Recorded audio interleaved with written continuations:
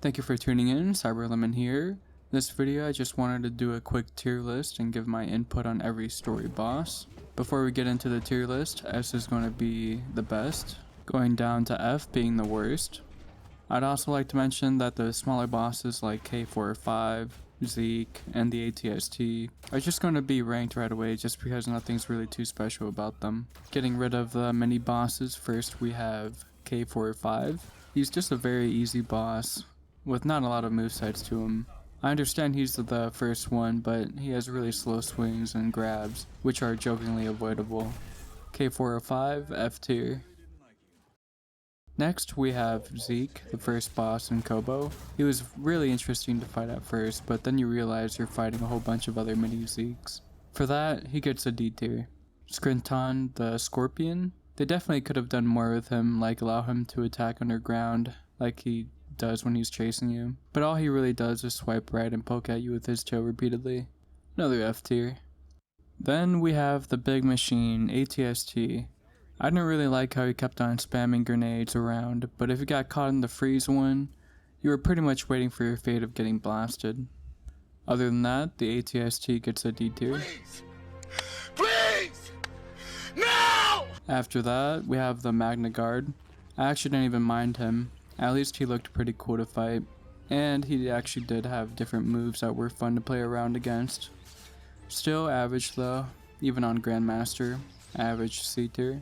With smaller bosses out of the way, we can finally rank the real ones, starting with the Ninth Sister, one of my favorite bosses, especially with her unique movesets with the double-sided lightsaber. The fight reminded me of watching that one scene from Qui-Gon and Obi-Wan vs Darth Maul.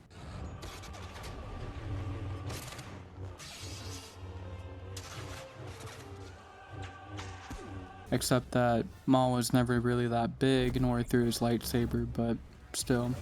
The only problem I had with this fight is her second phase, where she has a supersonic the Hedgehog speed, avoiding every single attack. I like to play with Aside from that, she's a solid A tier. Dagangara, or Aquaman. This guy really puts up an entertaining fight. He has 3 encounters, having 2 on Kobo and 1 on Shattered Moon. Out of all these encounters, I like the last one the most. I won't spoil it for those who haven't played it, but overall encounters with him were very entertaining and fun to play in. He was really a pretty cool boss. It might just be me, not trying to be biased here, but lightsaber fights are my favorite. The way Dagon can put me on my toes when he unleashes the amount of different abilities and combos he can do, especially in the last encounter, was really great. The clones and mind warping effects were top notch, and when you get his defense meter down after parrying him, I don't know about you guys, but I get a shot of dopamine just flooding in when it's finally your turn to exchange fist bumps. Easy S tier. Dyra Thorn. Although he is a smaller boss, lightsabers again are always going to be my favorite cheesecake. I love cheesecake. And Dyra was definitely one of the more memorable boss encounters. I love cheesecake at nighttime. It was fun dueling him, and for that, I'll give him a C tier. I love cheesecake. Courage Lim, a pretty standard fight.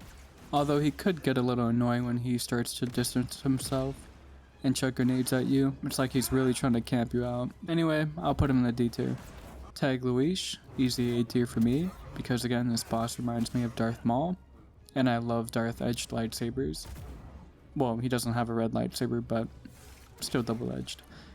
Anyway, he has a pretty long chain of combos, and I liked how he had a grappling hook.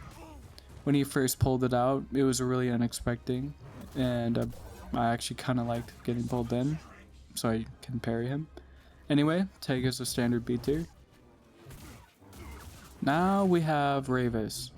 Ravis is one of my favorite bosses, probably up there with Dagon. His first phase was a breeze. I thought he was going to be an easy boss to fight, but the first time I entered his second phase, I got absolutely destroyed. I felt as if I couldn't do anything with how many combos he had and parry timings he had. After dying a whole bunch in the second phase, I had to switch stances to dual wield, and it actually really worked. Anyway, solid A tier. Alright, we have Rick the Door Technician, easily the hardest boss fight. Okay, I'm obviously kidding. Rick is pretty much a one-shot, but he's definitely an honorable mention to add in. I really liked how they added the boss effect to him, with the music and meter, got the whole works on him. I'm gonna give the hardworking technician a good S tier though. Vader is an easy S tier. He was one of the cooler bosses experiences I've had in this game. Other than that, the duel-off was great. I feel like he was going easy mode for the first 2 cutscenes until Seer dropped the library books on him. After that, he finally gained the knowledge of who he was and got more challenging with more force grabs and longer combos. Other than that, Vader gets an A tier for me for being a cool boss battle. At the end, too bad Seer trimmed Darth Vader's armpits instead of giving him heart surgery with that dive. I really thought she had him there. Finally, we have Bode. Trying not to spoil the story, he definitely put up a tough fight. At first, I thought he was going to be a walk in the park, but turns out he's just as challenging as Dagon, maybe even tougher. The way he just tanks everything is immaculate, like going through force pushes and just non-stop combos. He had all sorts of things like his blaster, and then he could do like the little wave of force going to you like Dagon. But anyway, he's definitely an S tier. Alright, thank you for watching, and I hope to see you in the next video. Also, I'll be going to Vietnam soon, so I won't be online.